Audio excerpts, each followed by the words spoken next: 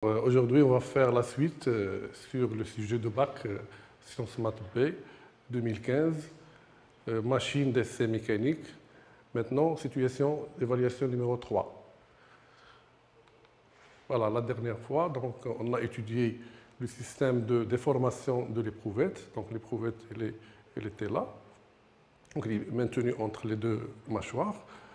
Et le système permet d'appliquer la force en faisant déplacer allonger l'éprouvette jusqu'à rupture. On a bien sûr réalisé le graphe qui représente la variation de la contrainte en fonction de l'allongement, bien sûr pour identifier certaines caractéristiques mécaniques telles que la contrainte limite d'élasticité et la contrainte limite de rupture. Voilà, maintenant, situation d'évaluation numéro 3, le test de maintien de l'éprouvette pendant l'essai de traction sans aucune anomalie est primordial pour réaliser ce test devant les futurs utilisateurs. On vous demande de faire une vérification des caractéristiques des solutions technologiques assurant la fonction FT14, maintenir l'éprouvette.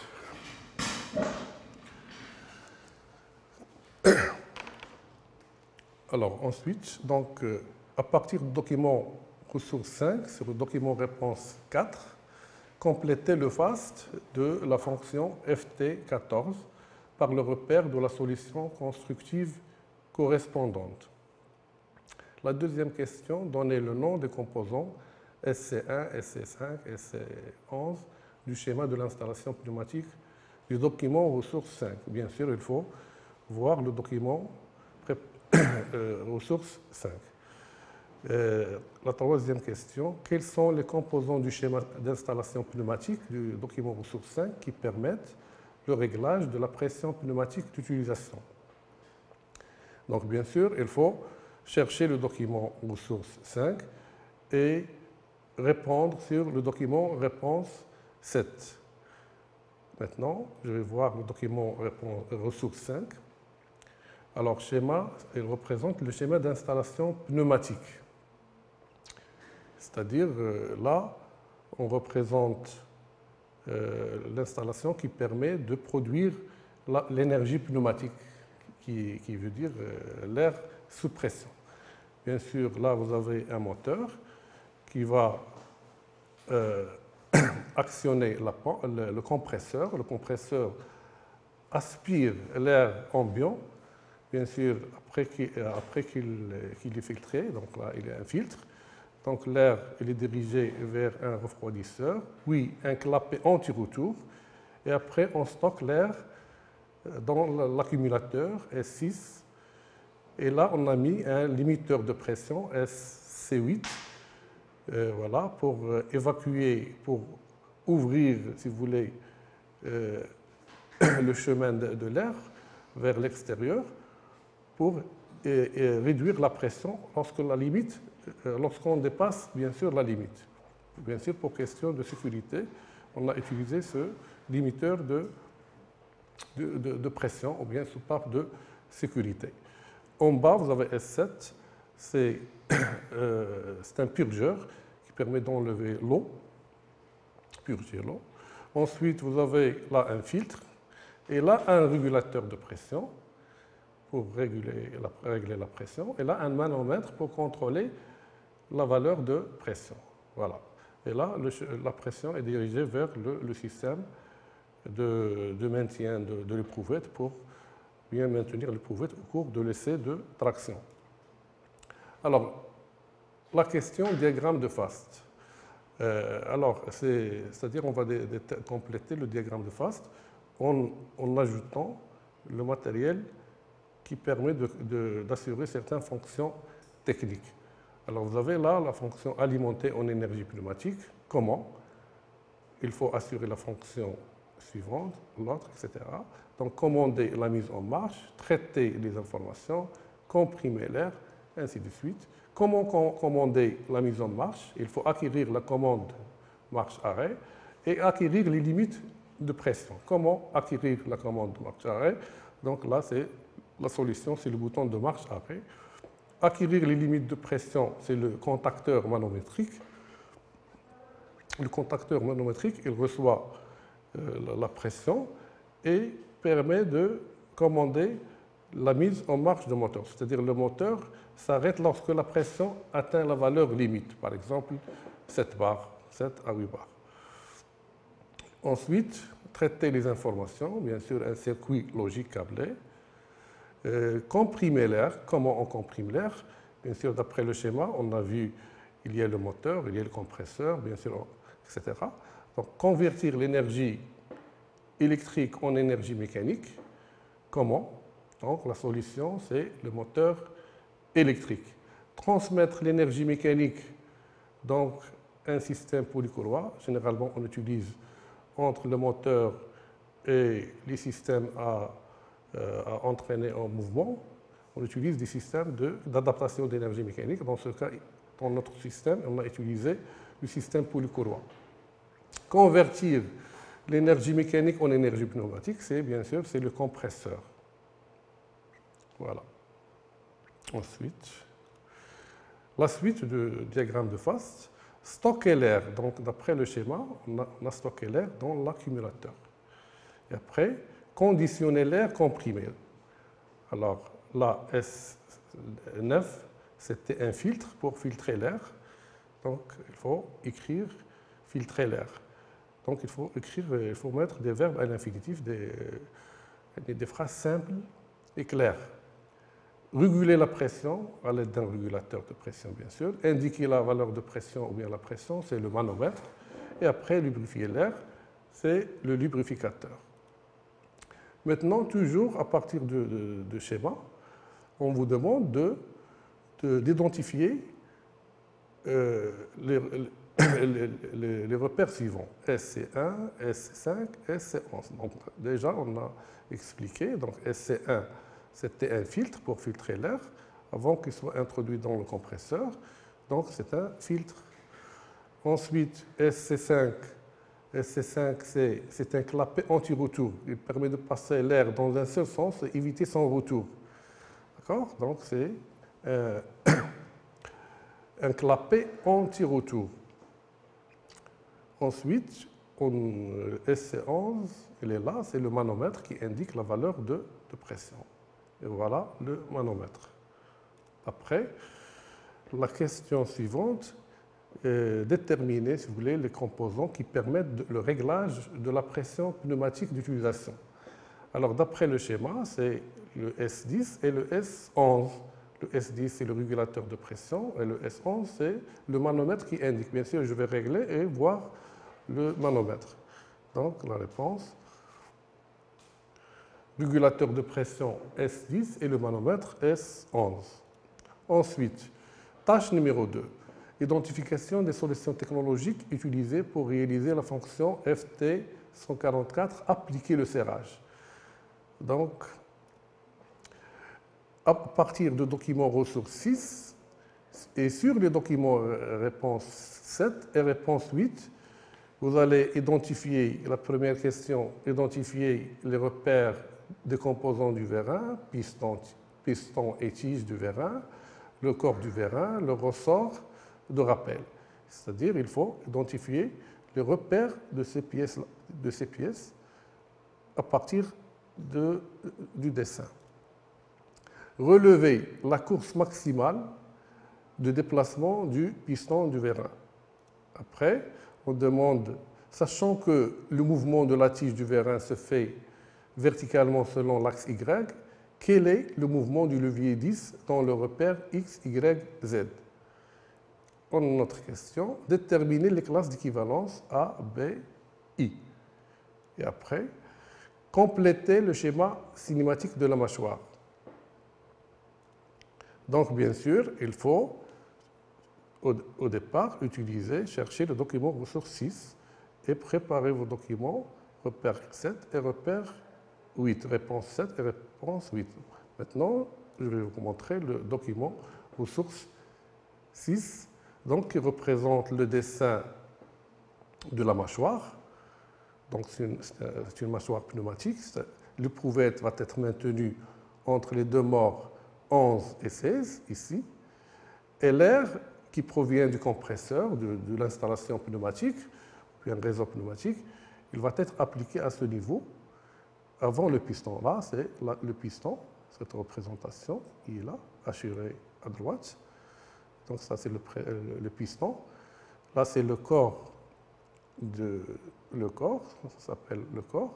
Là, un joint d'étanchéité pour éviter la fuite de l'air entre le piston et le corps. Et là, un ressort de rappel, un ressort repère 3, qui permet de reprendre le piston à sa position initiale après sa descente. Et là, vous avez un petit galet qui permet d'éviter le frottement, si vous voulez, entre une petite biellette ici et le piston.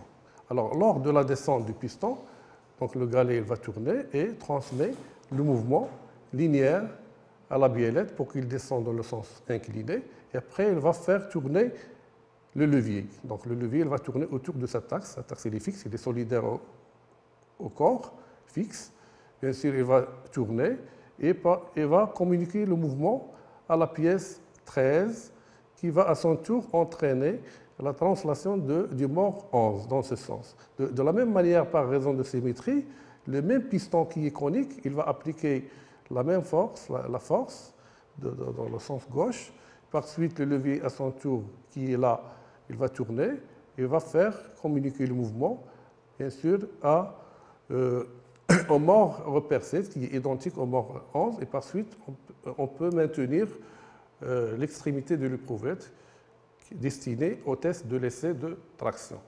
Donc, ce qui nous importe ici, c'est de comprendre le fonctionnement et d'identifier les repères des pièces, etc. Donc, on va donner des questions là-dessus, etc. Là, c'est la nomenclature, le repère de chaque pièce, etc. Donc, il faut donner le temps suffisant pour comprendre, bien sûr, le fonctionnement et répondre facilement. Voilà. Maintenant, identifier les composants, les questions, identifier les composants du vérin, corps du vérin, piston et tige, ressort de rappel. Bien sûr, un vérin il est constitué d'un corps et d'un piston et parfois un ressort. Donc il y a deux types de vérins, le vérin double effet qui utilise la pression des deux côtés pour qu'il soit animé du mouvement de sortie ou bien de rentrée. Et il y a le vérin simple effet qui utilise un ressort, c'est-à-dire il descend par exemple par l'effet de la pression et retourne à son état initial par l'effet du ressort. Alors ici, dans ce système, le vérin, c'est cette partie-là. Donc le piston, c'est la pièce 4, celle-là. Le ressort, c'est la pièce, bien sûr, 3. Le corps du vérin, c'est la pièce 1, etc. Donc, on va répondre. Corps du vérin, c'est la pièce 1. Piston et tige, c'est la pièce 4. Ils sont réalisés sur la même pièce. Donc, piston, c'est la partie là où le diamètre est plus important. C'est la partie qui se met à la pression. Et la tige, c'est celle qui agit, qui applique la force sur la pièce, sur le galet, et par suite sur la pièce 7. Ensuite, vous avez le ressort de rappel, c'est la pièce 3. Voilà. Ensuite, maintenant, on vous demande de déterminer la course maximale du piston. Donc, à partir du dessin, vous allez voir comment déterminer la course, c'est-à-dire la distance maximale que peut parcourir le piston. Donc, d'après le dessin, vous avez le piston, il peut descendre jusqu'ici, jusqu'à cette partie-là. Là, il y a la matière du corps de la pièce 5. Donc, la course, c'est cette partie-là, de là à là. Bien sûr, il faut la mesurer et voir l'échelle. Là, ici, là, vous avez l'échelle 1,1, c'est-à-dire les mêmes dimensions. Même dimension, on mesure, on trouve 14 mm. Donc la course ici, elle est faible, elle est de 14 mm. Cmax, bien sûr, il peut appliquer, si vous voulez, on peut, lors de serrage, on peut arriver jusqu'à 12 ou bien 10. Ce n'est pas nécessaire d'aller jusqu'à 14 mm. Alors maintenant, sachant que le mouvement de la tige du vérin se fait verticalement selon l'axe Y, c'est-à-dire la tige du piston, donc l'axe Y, là vous avez le repère, X, Y, Z est perpendiculaire au plan, donc l'axe Y, donc le piston descend verticalement, donc verticalement selon l'axe Y. Quel est le mouvement du levier 10 dans le repère X, Y, Z? C'est-à-dire il faut exprimer le mouvement, est-ce qu'il est en rotation ou bien une translation, suivant X, suivant Y, suivant Z, etc. Donc, lors de la descente du piston, vous avez la pièce 7 qui va translater dans le sens incliné. Le levier, bien sûr, il va tourner autour de l'axe d'articulation parce qu'il est articulé avec le corps fixe par une liaison pivot. D'accord? Donc, c'est une liaison pivot ici. Donc, ce qui fait le levier ne peut faire que la rotation. Donc, c'est une rotation autour de l'axe Z, l'axe qui est perpendiculaire au plan. Voilà, le mouvement du levier 10 est une rotation autour de l'axe Z. Maintenant, déterminer les classes d'équivalence. Alors, c'est quoi une classe d'équivalence? C'est l'ensemble des pièces qui sont solidaires, c'est-à-dire encastrées, qui constituent la même pièce. Voilà, donc on demande ici A, B et I. Alors, les A et B et I sont mentionnés sur le document réponse à travers le schéma cinématique qu'on va compléter. Ou bien, oui. Alors là, vous avez le schéma qu'il faut compléter par la suite. Donc sur le schéma, il y a les lettres A, B, C, D, ce qui représente les classes d'équivalence. Donc je vais faire la comparaison avec mon dessin, avec mon système, et je vais voir les pièces qui constituent le bloc A. Donc le bloc A, il est là. Donc A c'est cette partie fixe. Donc par exemple c'est 1, c'est 5. Et la pièce B c'est celle-là, et par suite A c'est celle-là, c'est 5. Donc les éléments qui sont encastrés solidaires avec 5, vous avez 5, vous avez 1, vous avez cette tige-là qui est là, donc c'est repère 8, il est maintenu avec le corps 1 par filetage. Donc ils sont encastrés, donc ils constituent la même pièce, le même groupe. Et par suite, vous avez une autre pièce ici, une bague, qui est maintenue avec la tige et le corps 5. Donc il y a 4 éléments, bien sûr sans oublier les axes, mais puisqu'il n'y a pas les axes d'articulation, ils sont solidaires au corps fixe, ici et là. Voilà. Voilà, les deux axes, mais ils ne sont pas repérés, je ne vais pas les introduire. Donc A, il est constitué par 4 pièces. Ensuite, vous avez B, c'est cette partie-là, donc sur le schéma. Par analogie, par comparaison, c'est cette pièce-là, c'est la pièce 7. Bien sûr, on peut ajouter les axes, mais puisqu'ils ne sont pas numérotés, donc on ne va pas les introduire. Ensuite, vous avez le groupe I, la classe d'équivalence I. I, c'est le piston, la partie chronique là. Donc, c'est le piston repère 4. C'est le repère 4. Donc, on va répondre. Alors, le groupe A, il est constitué des pièces 5, 1, 8, 9. Maintenant, groupe B, 7. Groupe I, c'est la pièce 4. Maintenant, le schéma cinématique à compléter. Donc, bien sûr, il faut lire le dessin et voir les relations entre les classes d'équivalence. Et tout d'abord, identifier la liaison, le schéma de chaque liaison et choisir le schéma convenable. Alors, liaison entre les classes d'équivalence. Tout d'abord, je vais mettre un tableau sur le brouillon. Je vais mettre les classes d'équivalence, D par rapport à A, E, F par rapport à E, etc. Donc on demande ici, la liaison là, c'est la liaison entre D et le corps fixe, c'est A. Donc c'est D avec A. Par raison de symétrie, c'est la même chose ici. Ensuite, on demande une liaison ici, c'est F par rapport à E. F par rapport à E. Donc, il faut retourner au dessin pour bien sûr, pour identifier les liaisons. Donc, les liaisons demandées, il y a une liaison ici, et une liaison là, et une autre ici. Voilà.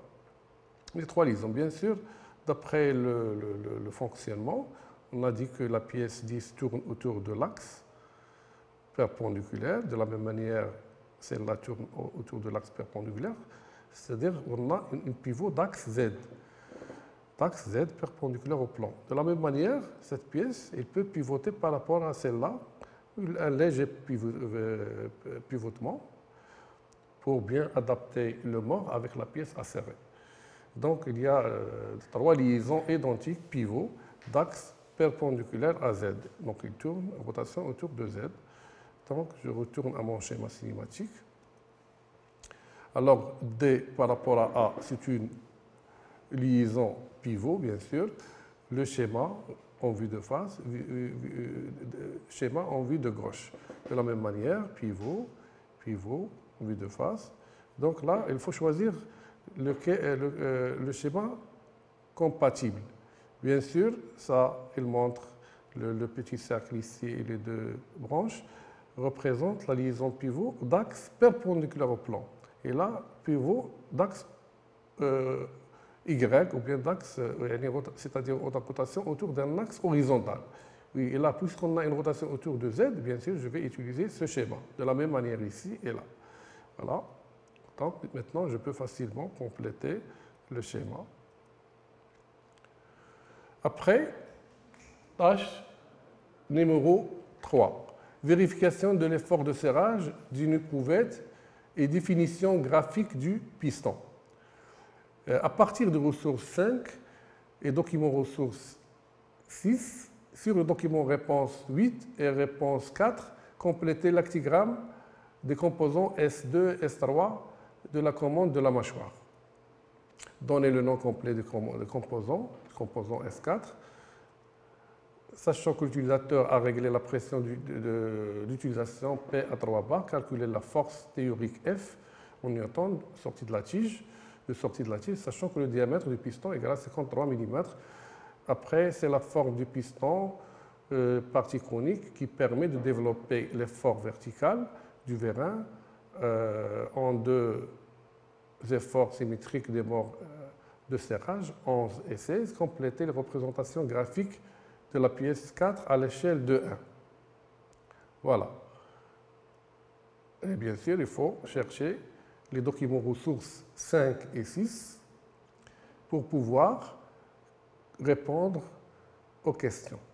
Alors, ce document ressources 5, c'est un schéma de commande de la mâchoire supérieure et le dessin, bien sûr, qu'on a déjà étudié. Alors, là, ça représente le distributeur qui permet de distribuer l'énergie. Donc, elle reçoit l'énergie pneumatique du réseau pneumatique qui contient le compresseur et les accessoires. La pression, elle est là, elle est présente. Donc, le pilotage du distributeur se fait ici par la pédale et là, par un ressort. Donc, pour avoir cette partie-là, c'est le ressort qui la maintient. Donc, au repos, on est dans la phase de retour de la pression, donc l'air retourne vers l'extérieur.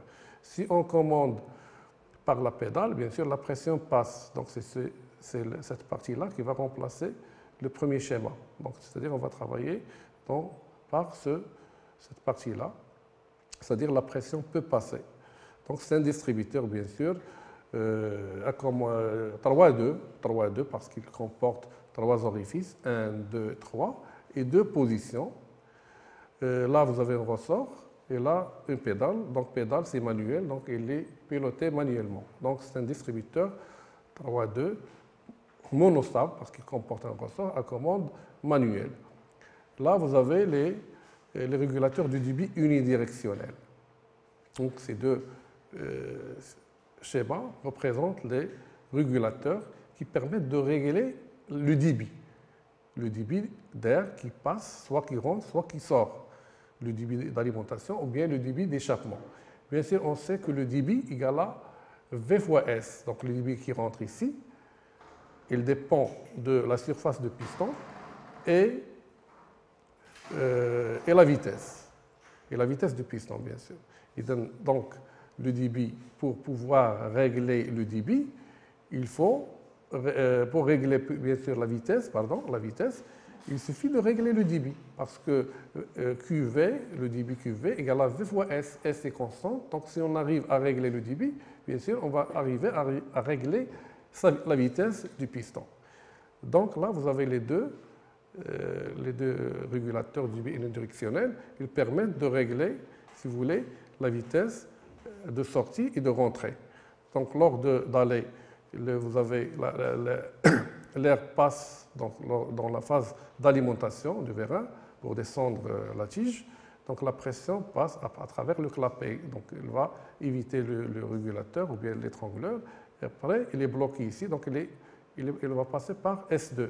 Et par suite, le débit il est réglé, il est réduit.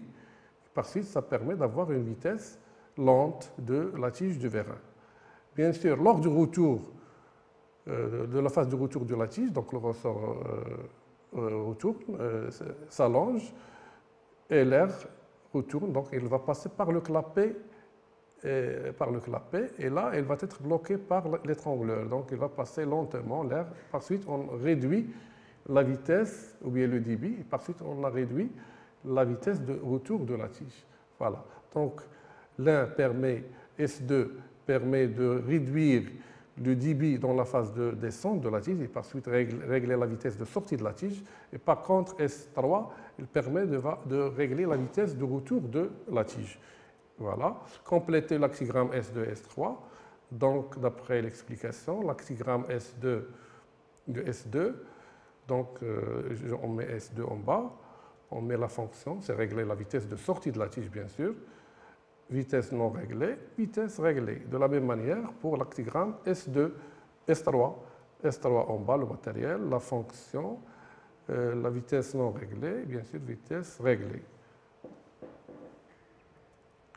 Le nom complet du composant S4 de la commande de la mâchoire, voilà, c'est un distributeur 3D monostable à commande manuelle par pédale. Et enfin, voilà, le calcul de la force. Bien sûr, c'est une question de cours, très simple. La formule F égale à PS égale à pression fois pi d carré sur 4, donc parce que la surface égale à pi r carré, c'est pi d carré sur 4. Et la pression, bien sûr, doit être en pascal, en newton par mètre carré. Donc, application numérique, on trouve 661,85. Dessin, la phase finale, dessin de la pièce 4. Donc maintenant, on va compléter le dessin de la pièce 4 à compléter. Donc voilà, vous avez sur le dessin, vous avez la pièce, elle est là. C'est le piston qu'il faut dessiner en vue de face, en demi-coupe. Donc une partie en coupe et une partie vue. Et après, on va représenter la demi-vue du dessus et la demi-vue du dessous. Donc à partir de ce dessin, donc, je vais compléter, bien sûr, le dessin. Voilà la vue de face, en coupe, en demi-vue, demi-coupe. Donc c'est la vue de face. Et après, la vue de dessus en demi-vue. Et après, la demi-vue de dessous. Voilà, on a terminé. Et merci de votre assistance et à la prochaine fois. Au revoir.